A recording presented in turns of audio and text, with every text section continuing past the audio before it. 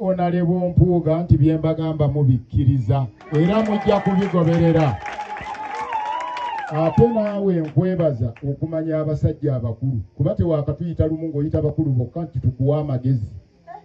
Weebale butatuswaza le twali mu kisaawe nali mmanyi nti ogenda kulangirira kibiina tewakirangirira n'enkuwa 120 ku 100.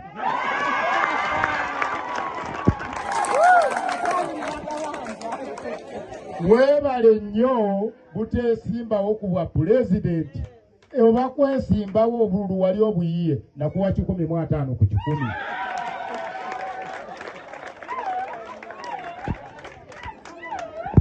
Weebale kuleeta muti kati tegukyali muti gwafuuka ekisaka naye kati kibira. Omusana gutwokezza nnyo abantu tebakimanyi. Bagenda ne batema ebibiresese ne basimba ebinazi kati enkuba tekyatonnya.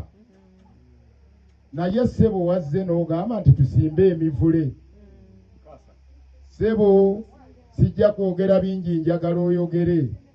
Njagala abantu bano boolaba wano kakasa nti be bantu baffe sitwayisizza bizindaalo naye lw'oli ku balaale sajja mu Zaire nze njagala gy'ogenza osangeyo abantu abaayo bakumayi naawe weepime oyongeremu amaanyi oleme kulegeza. Kati tugenda tujja abantu mu nnyendo tubajje Mazinga tubajje mu Kidda tubajje ku Ssaza kati onaamanyi otya wano bwe wayimiridde. Naye ssebo tugamba nti oyina abantu kati.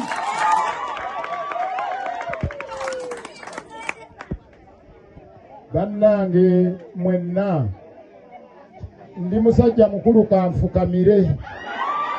Mumpeere Mpuuga akalulu, mumpeere Mpuuga akalulu, mumpeere Kakanda akalulu, mukazi Muteesa. Bonna buli muntu ali ku muti mumuwe akalulu.